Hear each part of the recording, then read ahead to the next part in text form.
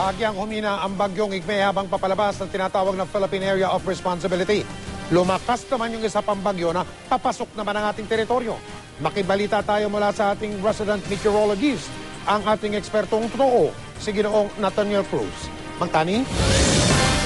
Mike, nakataas ang storm warning signal number 2 ngayon sa Batanes Group of Islands.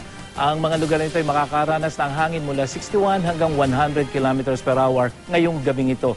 Huling namataan ng Pag-asa ang sentro ng bagyong Igme sa layong 290 kilometers northeast ng Basco, Batanes at taglay ang lakas ng hangin aabot sa 130 kilometers per hour near the center at bugsong 160 kilometers per hour. Ito ay kumikilos pa west-northwest sa bilis na 7 kilometers per hour. Sa storm track ng Weather Central, magpapatuloy kumilos pahilaga ang bagyong Igme at posibleng lumabas ito ng ating PAR sa Biyernes.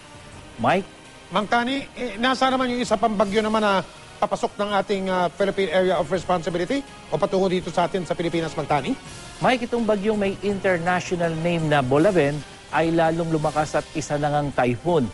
At base sa storm track ng Weather Central, papasok ito sa ating PAR bukas at tatawagin itong bagyong Julian. Maliit ang tsansa nito maglandfall pero magpapaulan ito sa Luzon at ilang bahagi ng Visayas dahil sa paghatak sa hanging habagat. Kaya pinag-iingat pa rin yung ating mga mangingisda dahil mataas pa rin ang alon sa karagatan Luzon, lalong-lalo na dito sa extreme northern Luzon.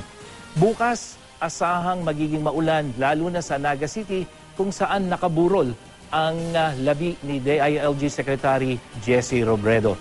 Gayun din sa ilang probinsya sa Visayas, magkakaroon din ng mga pulupulong dagliang pagulan at pagkulog pagkidlat. Gayun din sa buong Mindanao na mayroon din mga pagulang mararanasan.